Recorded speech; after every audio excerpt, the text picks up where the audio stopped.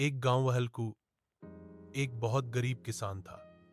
उसके पास थोड़ी सी जमीन थी, लेकिन कर्ज इतना ज्यादा था कि रात को नींद नहीं आती थी।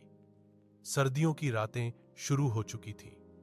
हल्कू के पास कंबल खरीदने के पैसे नहीं थे, क्योंकि साहूकार का ब्याज चुकाना जरूरी था।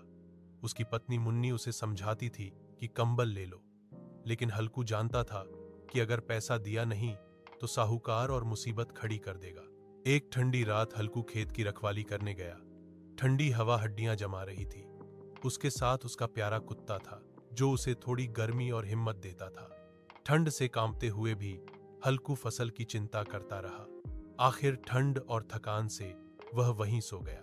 सुबह जब उठा तो देखा कि जानवर फसल खा चुके थे। हल्कू को दुख तो हुआ, लेकिन उसने राहत की सांस ली।